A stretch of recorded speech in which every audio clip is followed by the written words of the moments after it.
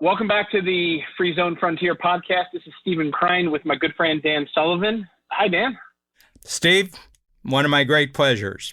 I'm excited about this episode of the Zone Frontier podcast.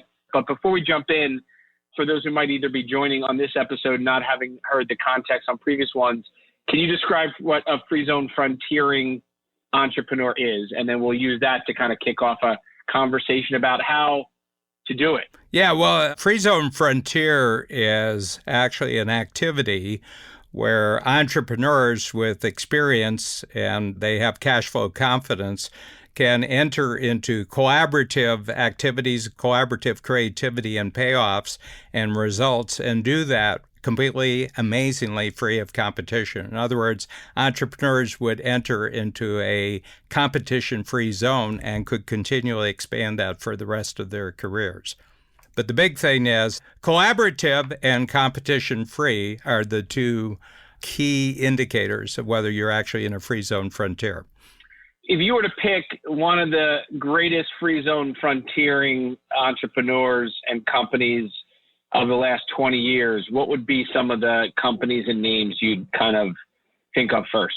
Well, a lot of them start off as free zone frontiers. Uber started off as a free zone frontier.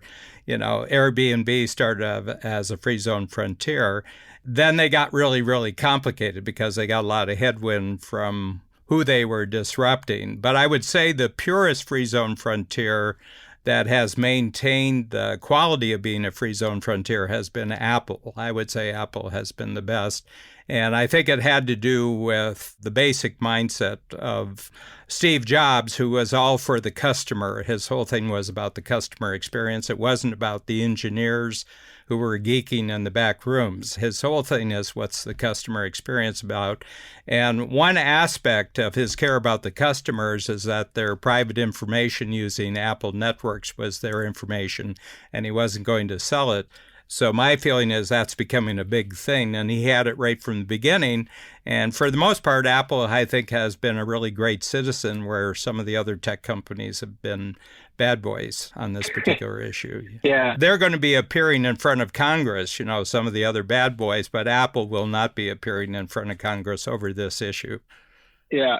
So it's interesting. There's another company that I think needs to be kind of brought into the conversation, which is Amazon. And Jeff Bezos. And I think that not just because, it's a company that obviously has not existed as long as Apple has and hasn't gone through the different iterations as an organization, but Jeff Bezos has been, I think, free zone frontiering since 1994 in so many different new expansions or extensions of the original business. But it's really interesting when you look at how well Jeff has been both a simplifier and a multiplier. Mm-hmm. And I want to kind of use the Amazon framework because there's, the part of Amazon that consumers experience, which is buying products, and you could buy any kind of product anywhere in the world. And we've all become accustomed to buying on Amazon. And the other is the enterprise experience, which is at the company level where you're just buying what is called Amazon Web Services and access to web services, where they've democratized the technologies and the servers and the even artificial intelligence and machine learning technologies to make it available to entrepreneurs.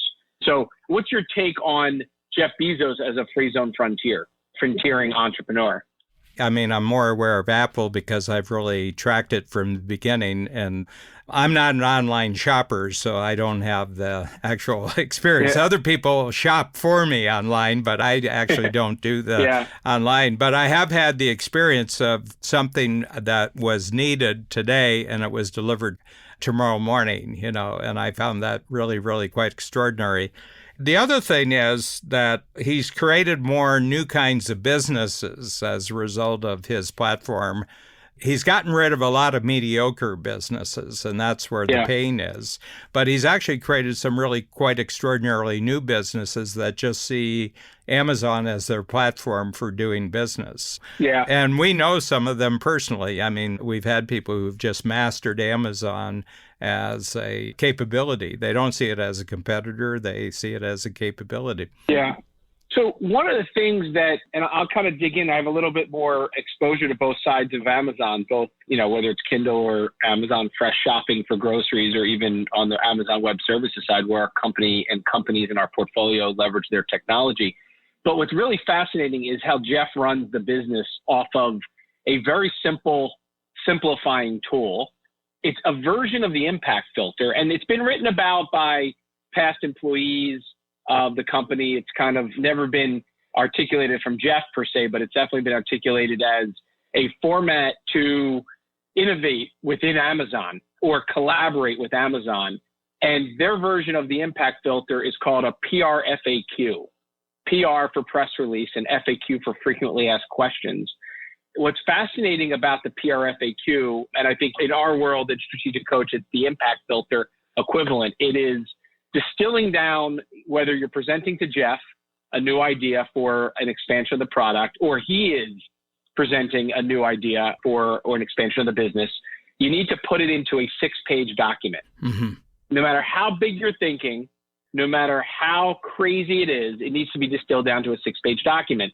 And from what I understand, and again, I'm talking from the perspective of an outsider, from what I understand, this 6-page document includes press release put out sometime in the future about the impact that this product or service is going to make on the world, on their customers. So it's a futuristic press release, followed by 2 types of frequently asked questions. One for how the business inside might be affected and what are the top questions you might have. And from the outside, what are the top questions? And again, think of the exact same kinds of things that an impact filter requires you to do, which is explain the success criteria, explain the purpose, the importance, the best case scenario, the worst case scenario.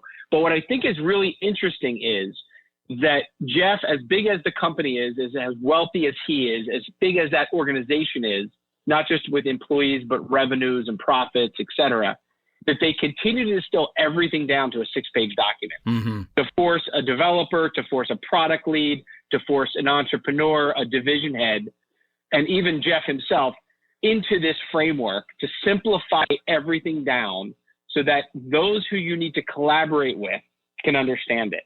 And so I want to use that as kind of a framework because I think this idea of simplifying and multiplying, even in the biggest organization or one of the biggest organizations in the world, can come down to a format that then becomes the framework for the meeting to discuss the idea. And everybody in the first 20 or 30 minutes of every meeting needs to do nothing but read the PR FAQ before even opening up their mouth. Well, I think the big thing is that a document like that and a simplifier, and just think of how massive the organization is and its worldwide impact. But probably Jeff Bezos, when he first started Amazon, they picked books as the first one because books was an easy medium. But I bet he already had that document when they started Kindle. My feeling is he started the organization with that tool. Now, Amazon is just a material extension of a way of organizing your thinking and communication and decision-making right from the start. Probably the beauty of it is that they've remained faithful to that. Yeah, the interesting thing is apparently when they acquired Whole Foods, it went back to, again, a PR FAQ. When they launch a new product line, when they acquire a company, when they do anything within the organization, it always starts with a PR FAQ. And apparently, just like you won't do a meeting without an impact filter, he won't do a meeting without a PR FAQ. And it's kind of an interesting thing because I think a lot of people, especially entrepreneurs, will think about how they might simplify and multiply something. And again, going back to the free zone frontier and overthink it. And yet, if they just sit down and can start with an impact filter, one of the great tools in Strategic Coach, and add a couple of dimensions to it, I think this idea of a front-facing press release that is a point in the future describing that impact. And then there's good frequently asked questions. Again, going back to some of the things that I think are impact are, you kind of have a real practical way of starting a collaboration, because what you're doing is being able to stand in front of somebody or sit in front of somebody with something that represents your thinking and use it as a collaborating document. So my guess is whether it was the book deal you were talking about or any other collaboration you're doing in Strategic Coach, it probably already starts with an impact filter, but it becomes a way to communicate with the other collaborators that you're actually working with that gives you a much more practical starting point. Yeah. Well, it's common language. So basically, probably everybody who wants to go anywhere in Amazon has to become an expert at the PRFAQ. There's no question. You know nothing unless you know that basic way of thinking, that basic way of thinking things through, presenting things. Probably it's at the, any execution plans they have, they go right back to that basic document. There's actually a bigger example of that, and that's the U.S. Constitution. Okay, so this was put together in 1787. The country that it formed was 1789.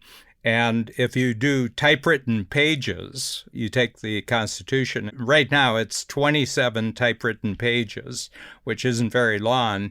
But in 1787, it was 23 typewritten pages. They've just made 4 extra pages in 230 years. But what it calls for is that every state in the country is a duplicate of the federal government. So if you look at a state government, it's a fractal of the federal government. And how do you multiply across an entire continent? Well, it's got to look the same as the big model. The governor is the president. With the exception of one state, they have a Congress, they have a Senate, and everything else is duplicate. So it's a very simple model. It's an operating. So if you want a state, and then they had a population number you had to get to. It had to equal Rhode Island, which was the smallest state. So as they go west, there were territories, and they said, let's get the population up. We have to instill this structure. And here you are, 230 years later. Actually, in terms of population and everything, it seems complicated, but it's actually quite simple, the whole country. So, and the other thing, probably the simplest idea that was really, really simple is the universal cargo box, that's on trucks, it's on buses, it's on planes. And that was instituted by the U.S. Department of Defense because the harbor at Da Nang Harbor in Vietnam was too shallow to bring in the freighters, so they had to have everything packed into uniform containers, and that revolutionized world trade. And you can't think of any product today unless it packs in one of those containers. You got to design your products for that one container. They standardized their collaborations. Standardized collaborations, yeah. It gets worked out. You never see all the pain and effort, trial and error before you get a solution like that. And I'm sure that, Jeff Bezos started off in the investment market in New York City, and he got all sorts of proposals. And he says, geez, these are just incredibly complicated. Yeah. And probably just as somebody who was receiving proposals, as an investment advisor and as, someone who is in private banking and everything else, he said, you can't really start a company unless you're really clear about these 6 pages, what goes on these 6 pages. Yeah. From what I've read and heard from internal and also external people who've interacted, he stays true to this. Oh, yeah. And so does the team. There are people who trained every new employee on this. It's kind of, if you show up with anything but that, you're kind of stopped in your tracks. And I think there's something very powerful as we talk about free zone frontiers about not overcomplicating. Yeah. And I think that there's something that you can't unsee or unhear when you think about the notion of free zone frontiering as a way to collaborate on your terms with people that have complementary, unique abilities, an entrepreneurial, transformational mindset, but really this idea that everybody understands from the beginning what success is. I've found that if you don't upfront clear everything up about what success looks like, not only is it destined for failure or frustration, but it's almost dead on arrival. Yeah. And so when you think about unlocking the free zone frontier, what do you think the biggest obstacle is to somebody who says, all right, I'm in, I love it, I want to go there? What is step one to either historically reframing what you've already done, because a lot of people have them inherent in their organization already, they don't realize it, but also what they can do to kind of leapfrog forward and accelerate and multiply them? The big role for me, and this just, are you a successful enough entrepreneur that you can actually do this on the one hand? So we call it total cash confidence. are you in a position where you can play the collaborative game? Because quite frankly, most people are too close to cash flow urgency that they can't even think about actually collaborating. The other thing is that there has to be a big, what I call 100 times value creation proposition. You're doing something that simply doesn't exist now, in startup health. These problems are not being solved entrepreneurially in the world, quite frankly. Everybody's doing their little thing and they want to be more competitive, but nobody's doing it to actually be more collaborative. And you just tapped into the fact that there was another approach to solving virtually every healthcare issue in the world with a different model that was a simple model.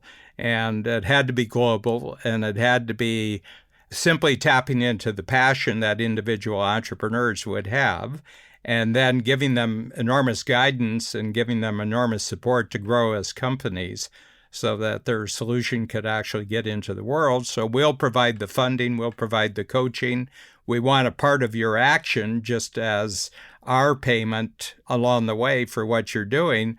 But really what we're all about is actually solving 10 major healthcare issues in the world that are not solvable in any of the existing ways of going about them. I think that's basically what I'm seeing there. Yeah. And my sense is it made sense the first 10 minutes in which you explained it, and I haven't seen any variance in your approach, since you started it. Well, I do keep trying to simplify and remove the friction. Well, you got more numbers. I mean, you're adding numbers in terms of people, you're adding numbers in terms of funders and everything else. But the model is utterly simple. Yeah. If you were 100 times bigger, I can't see why the model would change. No, actually, the network effect gets more powerful because of the connections, but so does the technology. And I actually am fascinated by how technology oftentimes catches up with ideas and makes them possible. And I go back to things like social networking, where you can now connect to everybody everywhere in the world, whether it's Facebook or otherwise. There's good parts of, I think, connecting people all over the world together and allowing them to not only benefit from being connected, but learn from each other. And if you go back, 5 or 10 years before the creation of Google and Facebook, which happened in, 99 to 2003, there was no cell phones of mass adoption. There were no cameras on the cell phones. There was no operating system for the cell phones. And so it took, I think, until 2007 when the iPhone came out for the technology to catch up to some of the things that had been invented in 2003 and 1999. And so all of a sudden now you leapfrog forward and the technologies that are available accelerate the adoption, accelerate the possibilities. And I think the same thing is happening with collaborations, where the things that are going to be available over the next decade or two are probably either underestimated in many ways right now or not even known, that will become capabilities that entrepreneurs have access to. And so if you look out 20 or 25 years, I think there is no doubt we can dream big about the possibilities. The technologies will appear, but over the next 90 days, which is all we can really control, we can work towards those long-term goals and achievements. But doing it with collaborators who have that same alignment really does multiply the possibilities. How do you see that playing out in the free zone frontier, where technology catches up to what's possible? Well, I think basically, I talked to Peter Diamandis about this, that people are trying to catch up with technology. I said, what if it was the reverse, that technology is trying to catch up with humanity? Yep. That it's actually humanity wants to do all sorts of things and has all sorts of aspirations, but the technology isn't there for them to actually achieve their aspirations. I think it's just the opposite, that the technology companies are, they're really hard pressed to keep up with what people actually want to do. And it's just an idea I'm developing that the most disruptive thing in the world are unpredictable individuals who have access to a new capability, like that. I'm sure that Zuckerberg has learned that. He thought, it's going to be global kumbaya, and then he put out a capability. Well, there's a lot of unpredictable individuals who got a hold of the technology, and they do all sorts of things with it. But if you have a desire to really, really transform the world, and I prefer the word transform to disrupt, because disrupt sounds like you're kind of like you're trying to hurt somebody. It's kind of a revenge. There's always somebody's losing in a disruption. Yeah, but the whole point is you're not responsible for that. But I would like to raise the value creation proposition for everyone, Yeah. But you can't stop and demand that the rest of the world stop, that you're where you want to be and they can't interfere with you, because none of us gets that guarantee. But my feeling is that what you and I are doing right now on a podcast is simply technology catching up with the fact that when Steve and Dan get together, we like talking about all sorts of things, and we'd like as many other people to join in on the conversation. Well, we couldn't do that when we first met. I mean, our conversations were interesting from day one when I first met you 22 years ago, but we couldn't do what we're doing now, and we couldn't share it with the rest of the world. So my feeling is that it's a chicken and egg thing. Aspirations increase. Technology actually is created to support those aspirations. And then it goes the other way. The aspirations double. And then the technology has to develop to catch up with it. Yeah. I don't think there's any starting point. It's always a back and forth thing. And then there's unpredictable new things that actually come into existence as a result of this.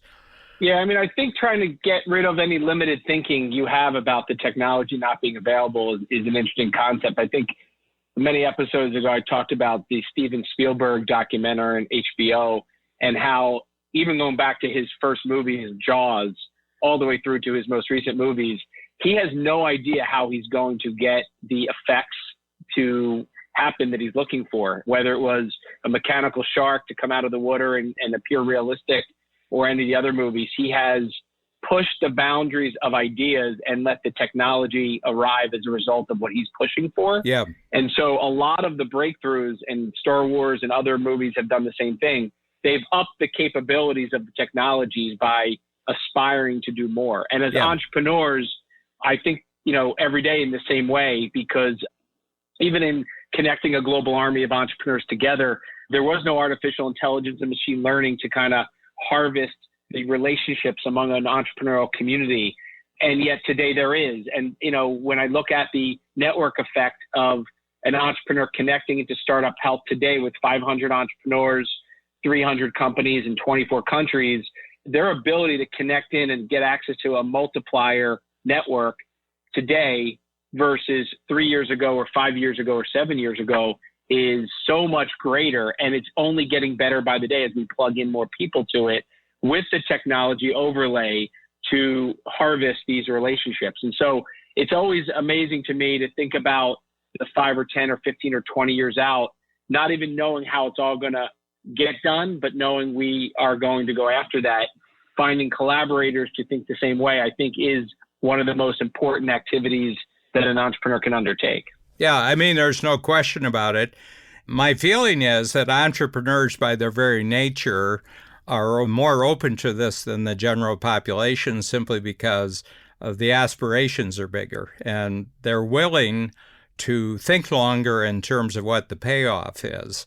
And what I'm noticing, you have to understand that I can do Free Zone Frontier in 30 years simply because I've got 30-year veterans. I've got 20-year veterans in Coach who have really acquired a vast array of other thinking tools that have simplified their life. So there was no possibility that I could have even come up with this idea, 10 years ago. And the other thing is that I only consider myself 50% of the partnership in here, until I've checked out my ideas with the entrepreneurs in the workshop, I don't have the other 50%. Yeah. And the ideas continually get formed.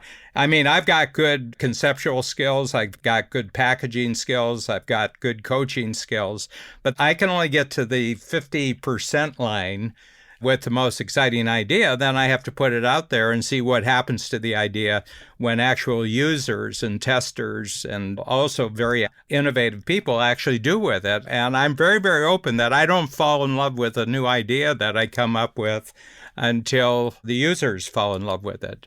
So that's my take on it. Yeah.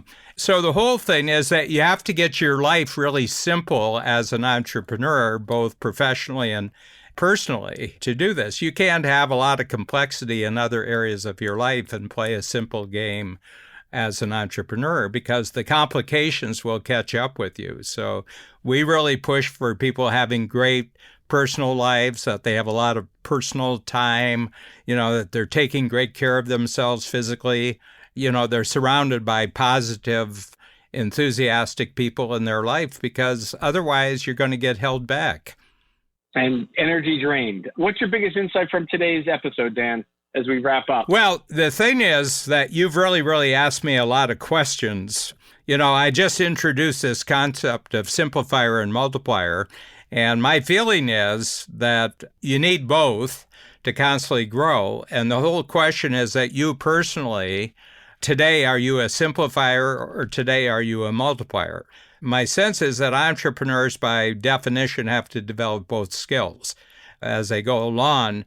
But there's a point where you've simplified it to the point where some big multiplier can simply take your simplified idea and really run with it. And my sense is it's a judgment call, and there's no guarantee what you're going to be doing 90 days from now because there's a lot of progress to be made and a new scenario gets created. And I'm just looking at the next 25 years. First of all, it's a lot more simplified, Dan, than when you met me, okay? And we're a much more multiplied strategic coach now than when you joined the program for the first year. And I don't expect the future to be any different from those two experiences. Yeah, it's interesting. My biggest insight is that in order to multiply, you need to simplify. And in particular, the framework, because I hadn't thought about the PRFAQ as a simplifier and a multiplier until you said it. I think of how much we use the impact filter, how every quarter when we come to Strategic Coach, we're leaving with a Moving Future book full of 5 impact filters. And when you kind of layer on the notion that whether you're an entrepreneurial, nimble company or you're one of the biggest companies in the world, it's still the same formula.